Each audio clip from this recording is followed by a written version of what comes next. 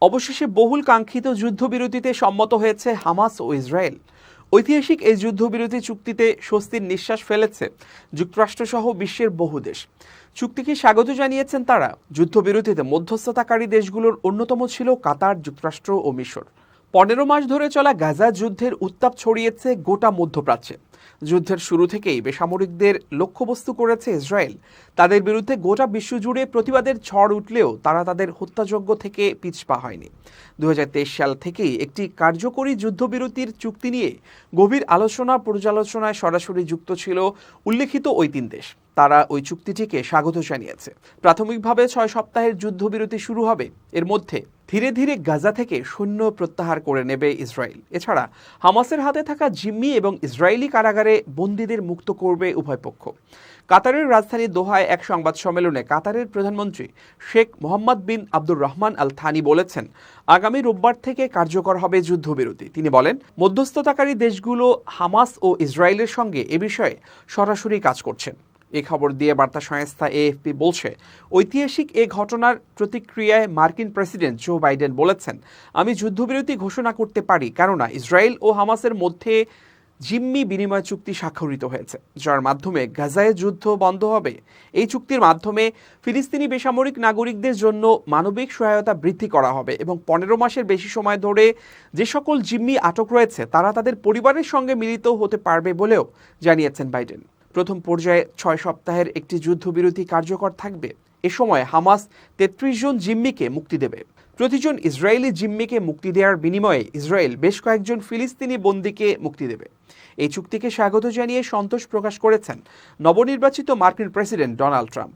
X হ্যান্ডেলে তিনি বলেছেন, মধ্যপ্রাচ্যে জিম্মিদের জন্য একটা নতুন চুক্তি হয়েছে, তাদের খুব শীঘ্রই মুক্তি দেওয়া হবে। ধন্যবাদ। ট্রুথ সোশ্যাল প্ল্যাটফর্মের একটি পোস্টে তিনি আরও বলেন, এই চুক্তি কার্যকর হওয়ার সঙ্গে সঙ্গে আমার জাতীয় নিরাপত্তা দলের মধ্যপ্রাচ্য বিষয়ক বিশেষ দূত স্টিভ উইটকফ গাজায় যেন পুনরায় সন্ত্রাসীদের আশ্রয়স্থল হতে না পারে সেজন্য ইসরায়েলিদের সঙ্গে ঘনিষ্ঠভাবে কাজ করে যাবে।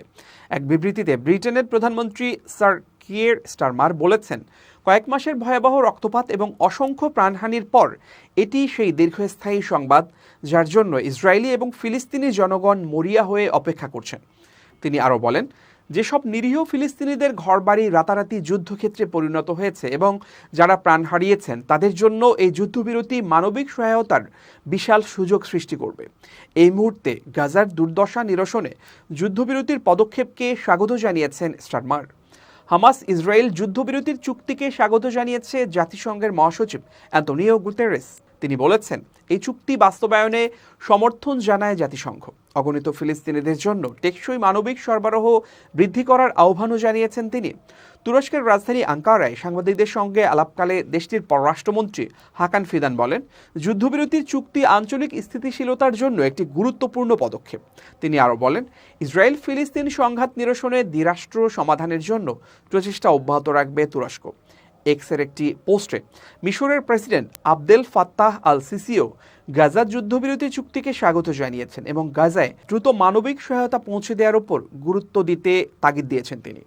ইউরোপীয় ইউনিয়নের president Ursula von der Leyen বলেছেন, গাজায় যুদ্ধবিরতি এবং জিম্মি মুক্তি চুক্তিকে আমি আন্তরিকভাবে স্বাগত জানাই, কেননা জিম্মিরা তাদের প্রিয়জনদের সঙ্গে পুনরায় মিলিত হবে এবং গাজার বেসামরিক নাগরিকদের কাছে মানবিক সহায়তা পৌঁছাতে পারবে। তিনি আরও বলেন, যুদ্ধবিরতি সমগ্র মধ্যপ্রাচ্যে আলোর আশা দেখিয়েছে।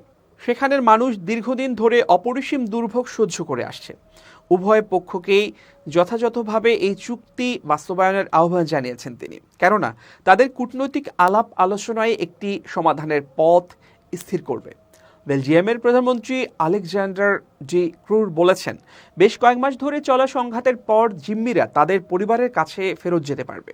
এছাড়া গাজার জনগণের জন্য প্রচুর স্বস্তি অনুভব করছি। এই যুদ্ধবিরতির সংঘাতের অবসান ঘটবে বলে আশাবাদ ব্যক্ত করেছেন তিনি।